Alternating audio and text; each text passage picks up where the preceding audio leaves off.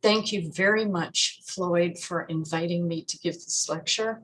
When the invitation came, I was just at the beginning of thinking about the culture of race in 17th century Dutch art. And so the invitation really gave me the nudge to think hard about underrepresented topics and also perspectives. It's a work in progress. And so, excuse me, at the end of the talk, I will look forward to hearing comments and questions from your students, especially the students involved in this symposium. I wish I could be here with you today, but we can't do that. And so we'll make do with Zoom.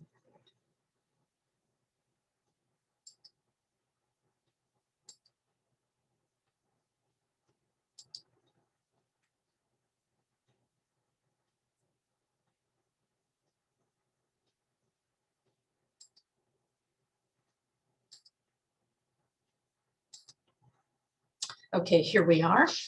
The culture of race concerns many art historians here in the US and abroad. Historians of Netherlandish Art, the organization I'm closely connected with, is hard at work making the field of Dutch and Flemish art history more inclusive and equitable. It is critically important for all of us to recover the histories that have been neglected or suppressed.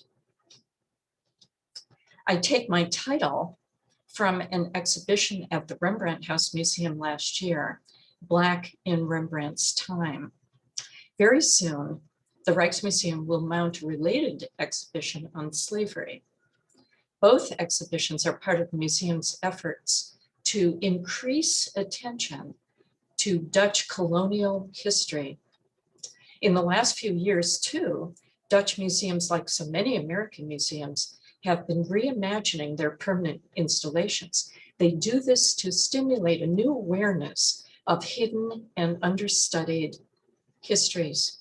They address the ways in which the European tradition has been associated with elitism and with the more insidious chapters of colonial history.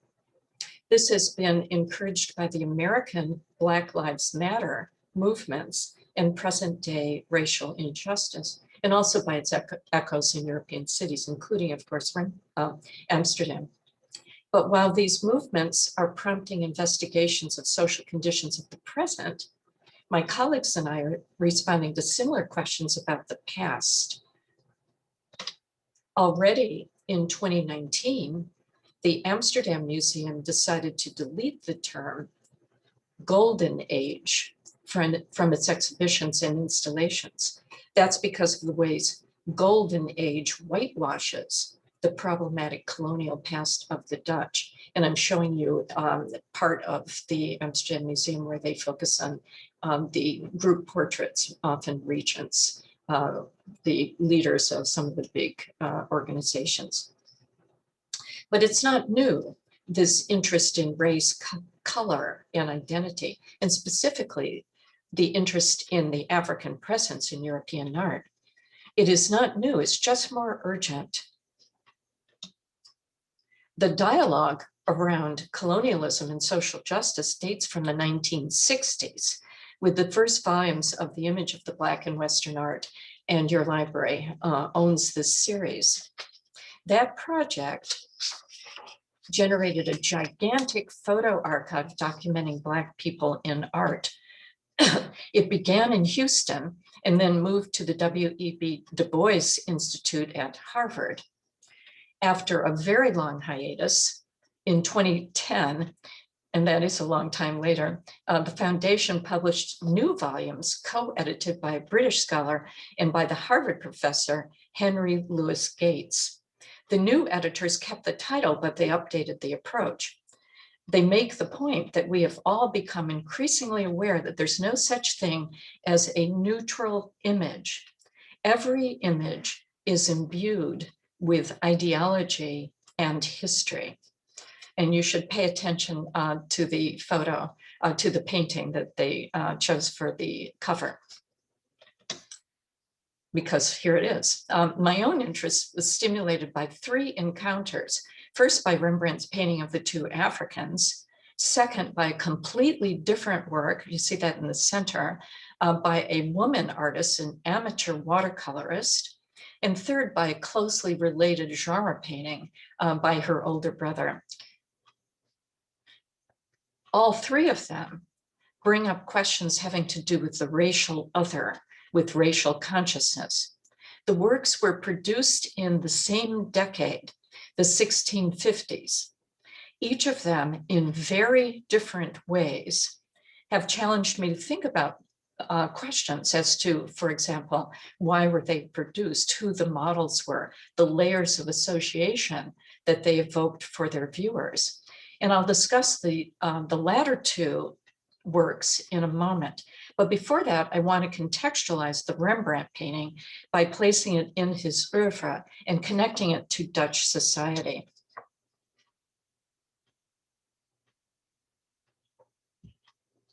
This is a study, as I think you can sense. It's not a narrative scene. Rembrandt's contemporaries called this sort of study a trony, a character head, though here he includes the upper bodies and he dresses them in pseudo-Roman military garb, probably connected with the theater. The painting was probably begun in the 1650s and then dated 1661. Though even then it was unfinished. And if you stand in front of it at the Mauritshuis, you can see the canvas beneath the top layer of paint in various places on the surface. Rembrandt renders the two in informal poses. One is upright, the other is leaning forward, resting his head on the first one's shoulder as if to signal some kind of rapport between the two, as if they were siblings. Scholars suggest that Rembrandt was interested in the challenge of painting dark skin. Originally, more nuances were visible in the tonal values. Rembrandt's curiosity, like that of a lot of his colleagues, was stimulated by variety in skin tones. And I'll come back to the notion of variety in a moment. But I also want to say that at this point, late in his career, Rembrandt was also interested in showing quiet psychological connections between the two figures, between any figures. It depends on which work he was constructing at that point. So here, and in all of these other works, he conveys those psychological connections by postures and proximity and subtly differentiated facial expressions. Rembrandt may have planned this as preliminary study for a full-scale historical scene. He depicted Africans numerous times in historical scenes, in paintings as well as in etchings and in drawings. He also depicted Africans independent of narratives like this one. He did that more than any other artist of the time. Here is an example of a full-scale religious painting, and it's one of my very favorites. It's in Detroit. He's fully worked it out, and it's a very atmospheric religious scene of the encounter of Mary and Elizabeth. It's called The Visitation, and it appears in the gospel texts.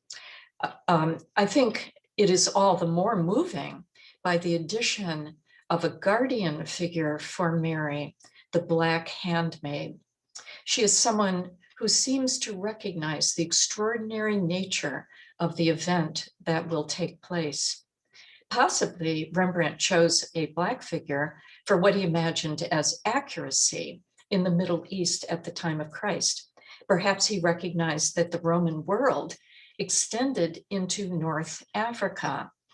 The Black maid also adds contrast and variety. There's a word again. Variety was an aesthetic quality that contemporary theorists recommended. One of those theorists was Samuel van Hoogstraten, who recommended that artists include Moors to make pictures more alluring. And by Moors, the author meant all Africans. Hoogstraten added, there is something special in all peoples. Since Hoogstraten had been a student of Rembrandt's in the 1640s, right around the time of the Visitation. His words probably echoed what he had heard in the studio. Here's another really ambitious work, this time in etching, from just a few years later. Here, Rembrandt has grouped a crowd of the sick and suffering around the figure of Christ.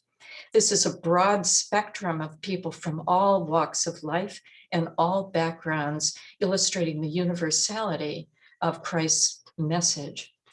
Off to the right, an African stands wearing an elaborate costume and turban. He seems to be waiting his chance to be healed. And I wonder if he's blind. What you see in this detail, you don't see his eyes. You see an earring. You see his turban, which is different from everybody else's head covering. But why is that head covering? Why is the band over his eyes? So it may be that he is blind. In any event, he is probably included to instill authenticity in this scene. So in all three works that I've shown you by Rembrandt, the Black figures impersonate people from the far off Judeo-Christian world. Maybe all, but certainly the two Africans were drawn from life. Rembrandt imagined their costumes, but he based their heads on direct observation. He was an artist who placed a very high value on working from life, especially in the early stages of a painting. So where did he find them?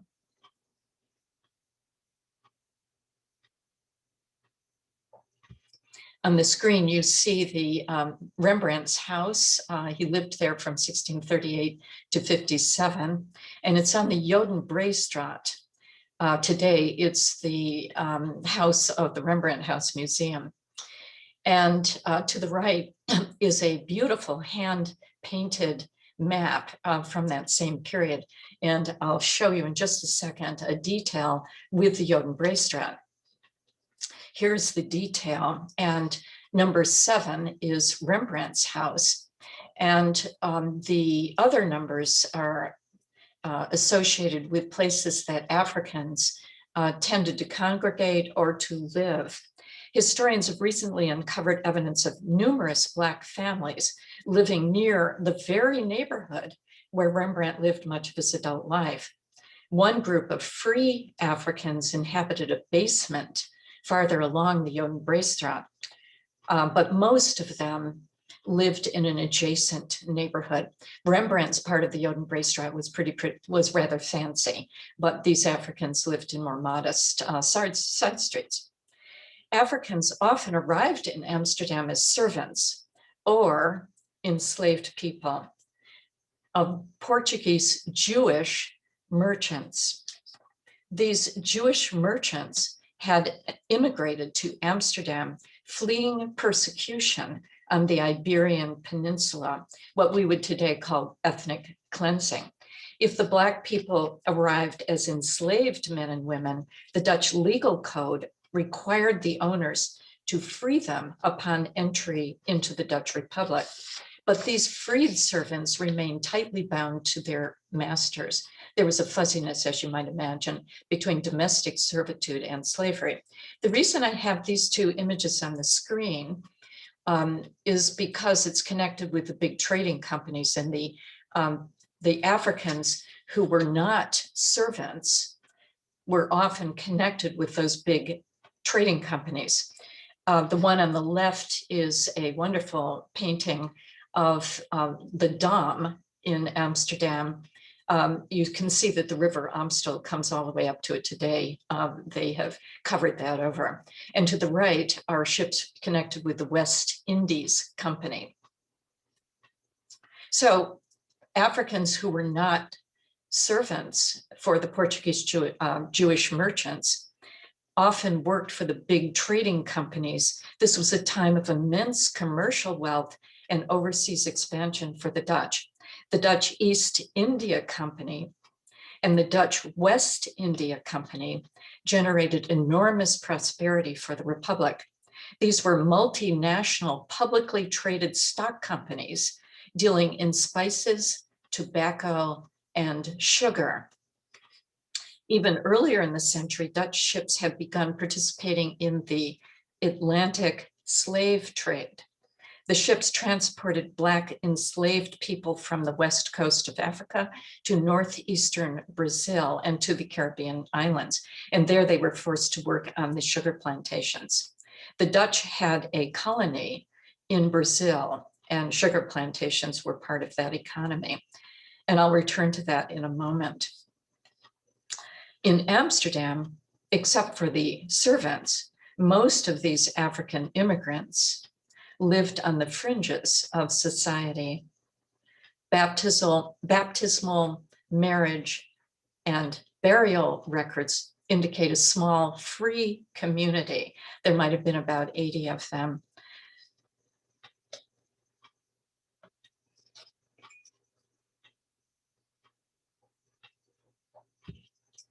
The second image that prompted my research is Gazina Terport's Two Black Boys.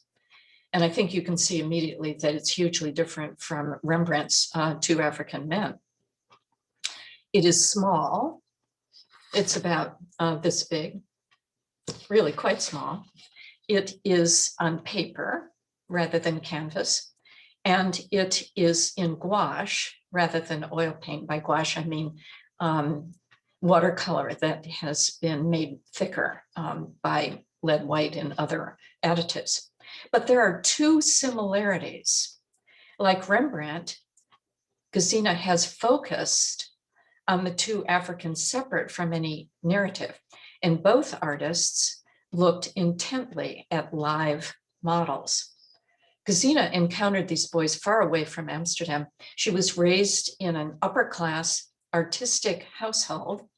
She learned the art of painting in the family home, though she always remained an amateur.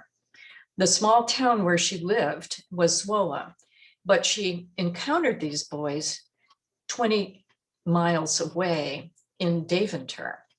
Her older brother, the acclaimed artist Gerard Terport, had moved to Deventer earlier that same year. Even though Deventer was a long way from the port of Amsterdam, Deventer merchants formed part of the same global network involving the West Indies Company. Probably one of the Deventer merchants brought an African family to live in his household as servants.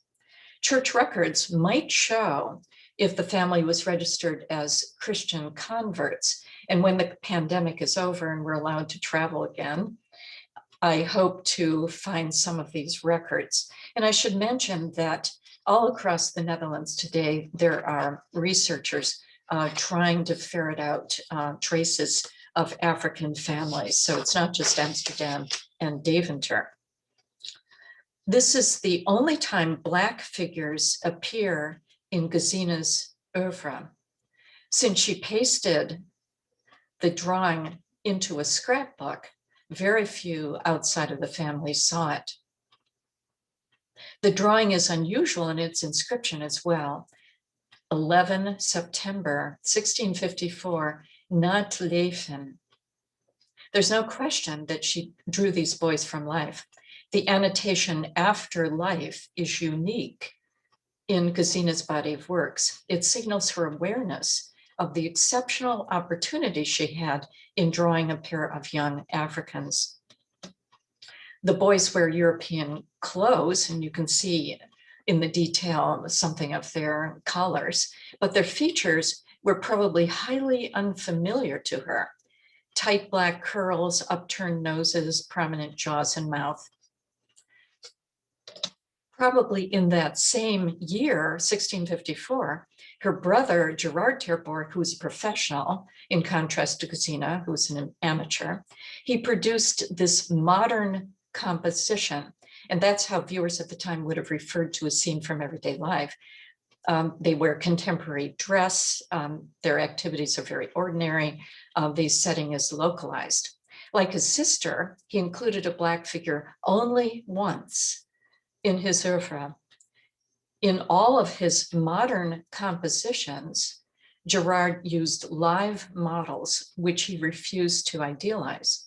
Here, Gazina played the letter reader. In other words, she modeled for the letter reader. She was his favorite model. An old local man served as the mail carrier, and an African woman modeled for the maid. The very specificity, the believability of the figures encouraged viewers to identify with them. But this is hardly a snapshot of an encounter. It's a constructed work designed to elicit a response having ultimately to do with love. The country postman delivers a letter to an eligible young lady. As with Rembrandt's Visitation, we see a maid who plays a protective role for her mistress. The dynamic is the postman's patience, the absorption of the young lady, the black maid watching discreetly nearby. She's alert and present as she opens the bed curtains, perhaps as a delicate reference to the letter's content, amorous content. At the end of the talk, I'll return to these three very different works because there's much more to say about them. For now, let me add that in contrast to Gazina, Gerard Terport traveled extensively. He would have presumably, he would have encountered actual Black figures in various cities. So it wasn't just in Deventer, but wherever he had gone, just as Rembrandt would have passed them on Amsterdam streets. In fact, Terport's country postman was probably intended for a collector in Amsterdam. But many artists and most viewers would have been equally or perhaps more familiar with fictional Africans appearing in art.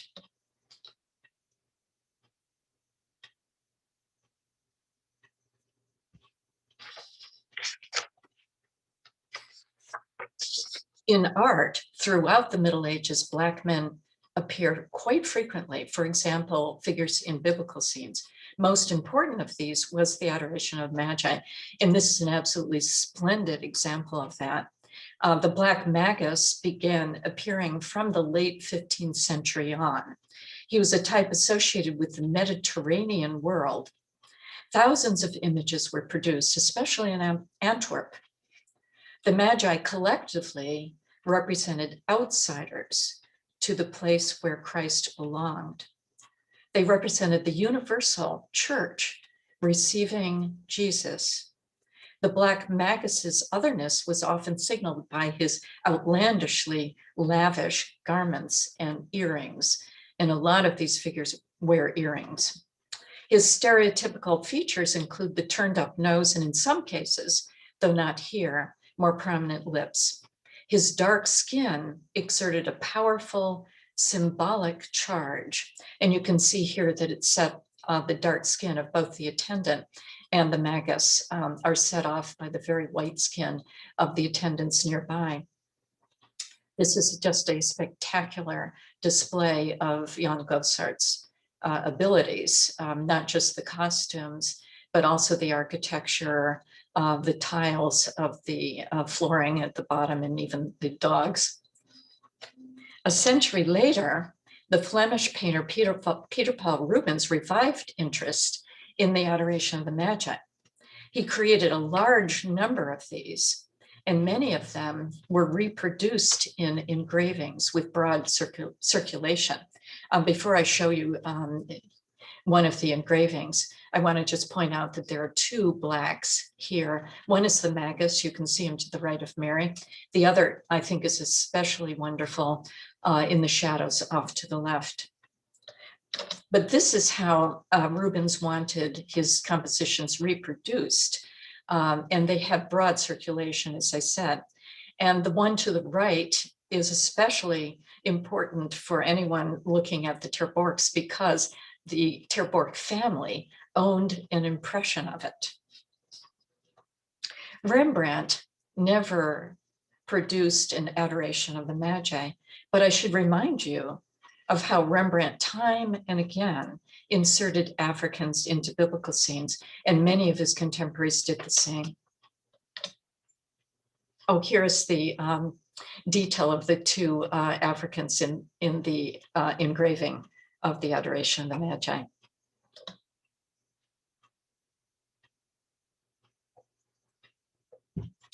Entirely different Dutch works began to include Black figures in the mid-17th century. Still lifes, like here, genre works, and portraits. This is a particularly wonderful one. Here, as in many of the works I'm about to show you, the Blacks were as likely to be associated with sub-Saharan Africa as they were with the Mediterranean. This still life is a Vanitas by David Bailly. The Black youth is dressed as a page in very fine garb, though he's overshadowed by an array of objects signifying the vanity of earthly pursuits. One senses his trepidation in the face of so many symbols of moral dubiousness. The skull, the hourglass, you can see flowers. There is a pipe connected with tobacco, in fact, some tobacco associated with it. There's a musical instrument. There is a palette. And there is also a miniature portrait, which the page holds up. And it probably depicts the patron as if to suggest that both servant and a patron are implicated in this allegory of the transience of earthly achievements. 20 years later, around 1670, an important change has occurred, a change in the Black presence as signifier. The Black figure becomes a turbaned exotic as the Chinese porcelain vessels, the Iberian citrus fruit, and the Persian rug. He gestures boldly as he holds the china bowl aloft, and he wears splashy colors and a turban. He becomes a fantasy figure, a Moor, who takes over the action. The array of objects calls attention to the Dutch luxury market and the Dutch attachment to consumption. One scholar has asserted the Black servant draws attention to the categorization of Africans as commodities, lucrative commodities of the slave trade that began flourishing during this same period. The African servant has hardened into a trope of luxurious accessory. Black figures also appear in genre paintings, modern compositions. It's not just Terport who does this in genre painting. And you probably have already sensed that there's a connection with Terport. In fact, Caspar Netscher was a student of Terport's just at this time. And perhaps for the model, he employed one of Gazina's boys or their brother. But the transformation is significant. Here, Netscher has transformed Terport's sober, hardworking Black maid into a fancy Black page. The page pours water from a silver pitcher onto a shiny silver platter. And of course, right next to it is the glimmering satin of the lady's skirt. In any event, Netscher's page becomes a conventional type of little Black boy that increasingly populated portraits during the 1650s, 60s, and beyond. And I'll show you some of these in a moment. But I want to mention one other genre painting, Franz Famiras' Lady Before a Mirror. In this case, extraordinarily enough, a preparatory study for the Black model has survived.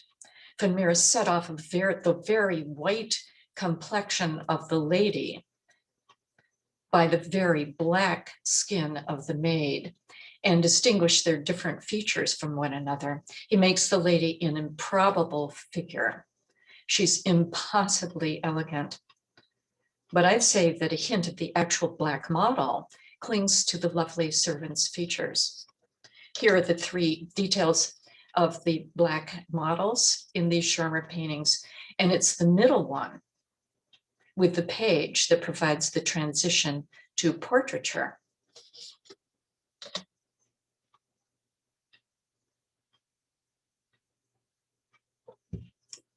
In portraiture, the idea of including boys of African descent originated at the English court.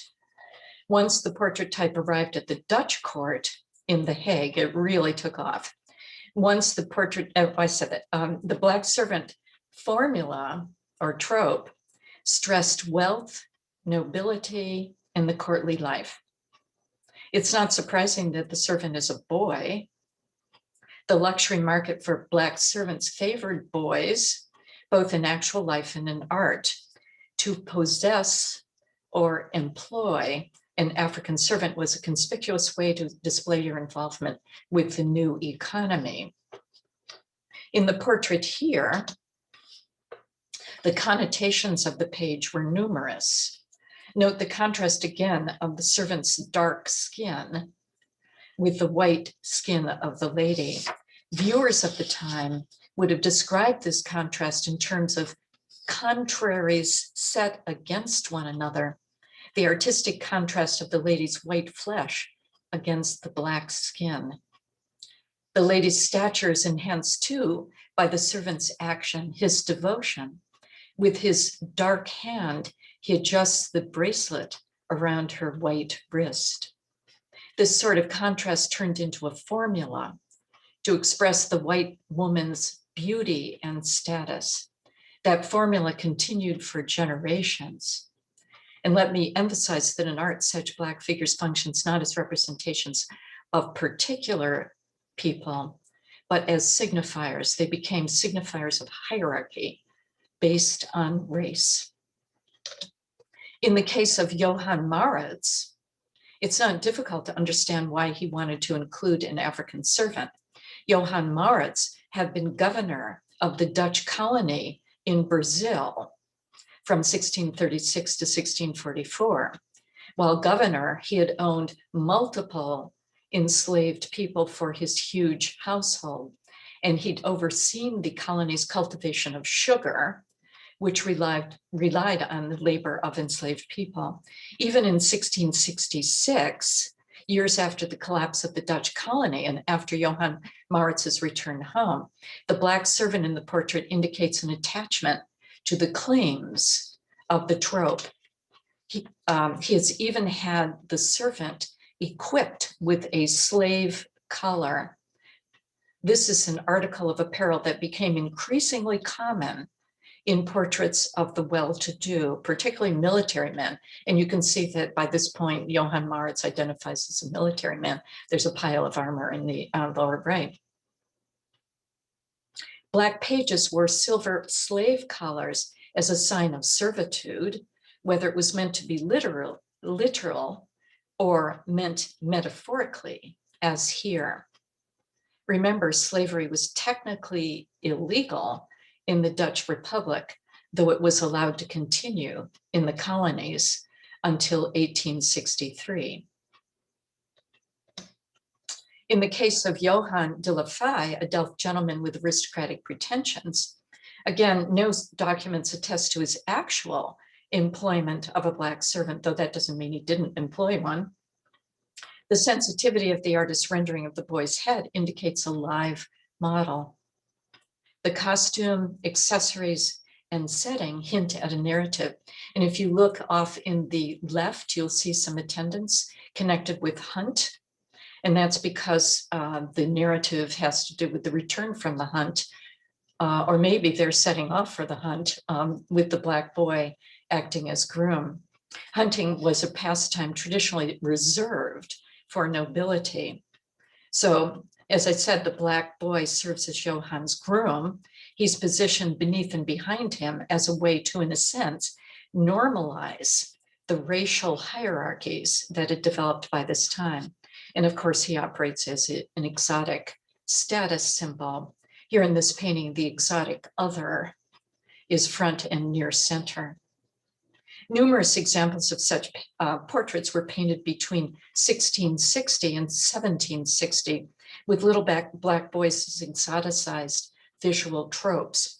We may wonder if it is coincidental that just in the period when most of the portraits in the still lifes were painted, the Dutch got heavily involved in the slave trade. One historian has even asserted that once the Dutch realized the importance of enslaved people for sugar plantations, economic incentives Economic incentives allowed them to brush aside any moral scruples. And by the way, the Dutch involvement with the slave trade continued long after they lost their colony in Brazil.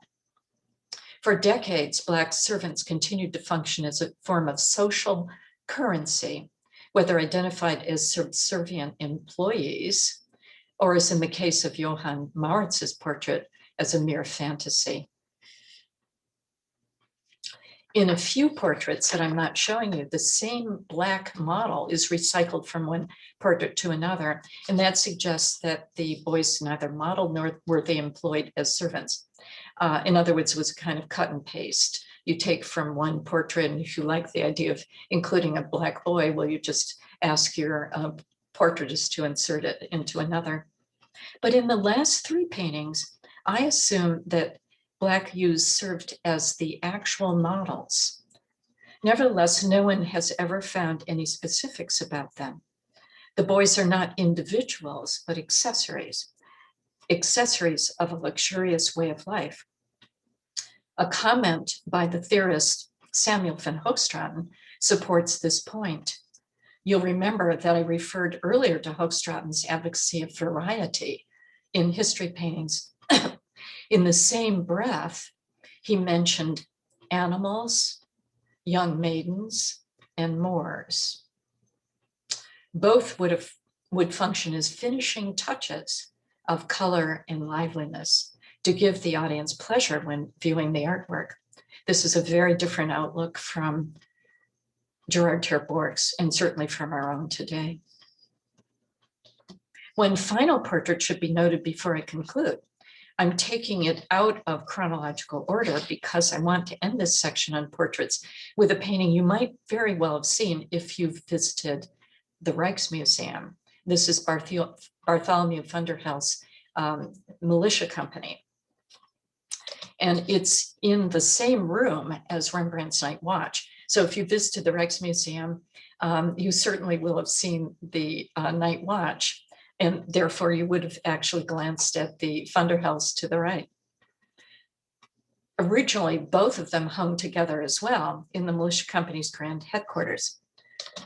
The little Black boy may have been introduced to express the captain's link to the trading companies and thus his wealth and his status. Many people today probably fail to notice him, and you might have as well. Despite his red garment, the boy is invisible, erased from the mind's eye, and I think that's comparable to the erasing of Amsterdam's Black population from history until recently. But some viewers today, like Stephanie Archangel, will certainly have noticed him. She was co-curator of the Rembrandt House exhibition, Black in Rembrandt's Time, and now she's a curator at the Rijksmuseum, responsible for the slavery exhibition, which is going to open soon. One of her reasons for co-curating the Black in Rembrandt's Time exhibition was to enable people like her to see someone who looks like them.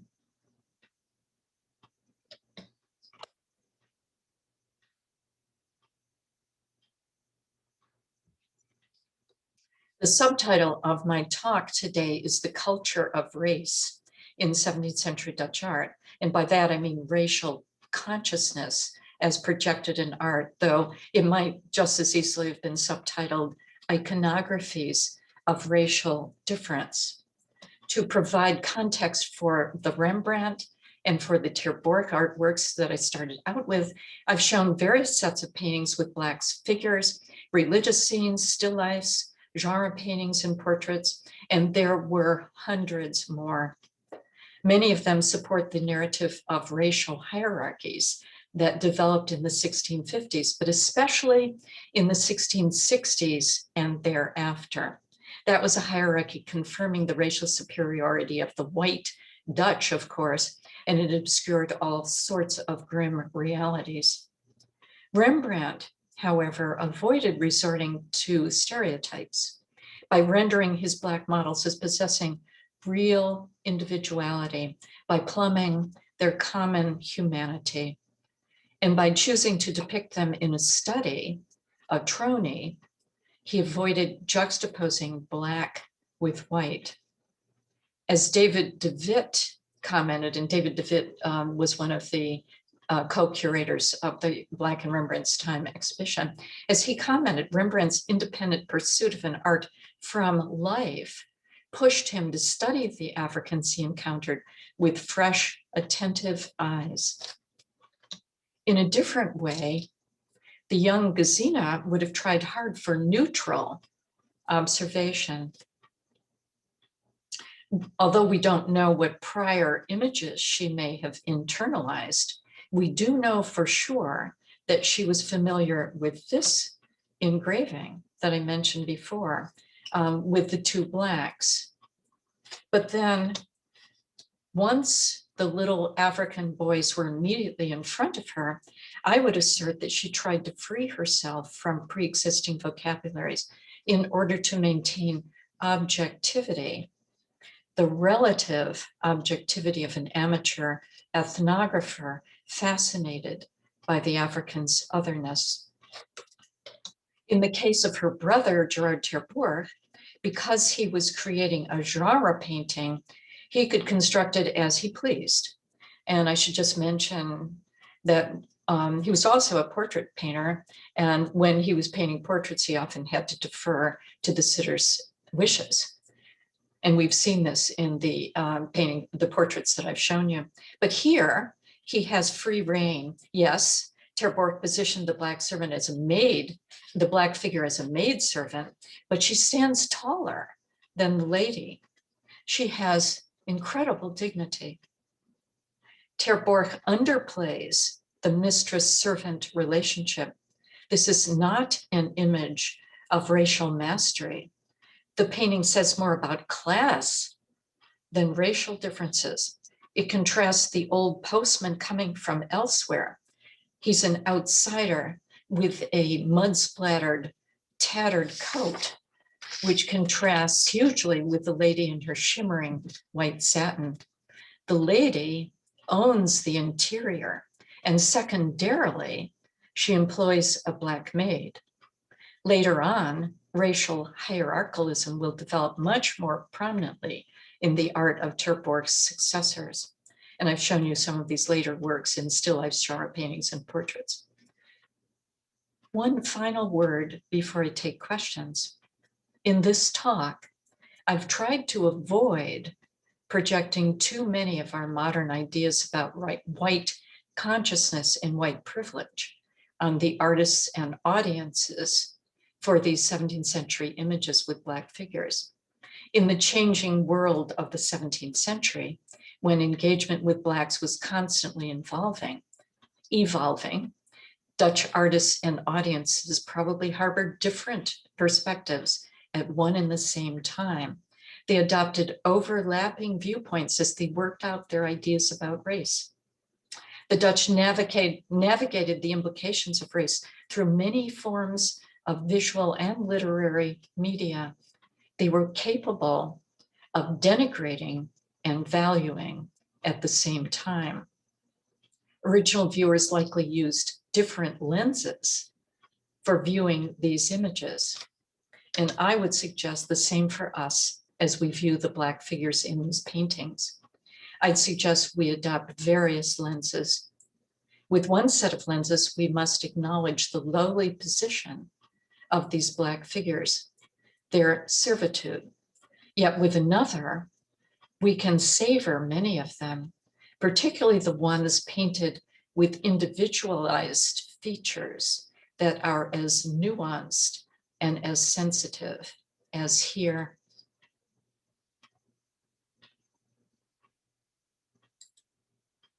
And now I'll be happy to take questions, but first I want to stop share screen.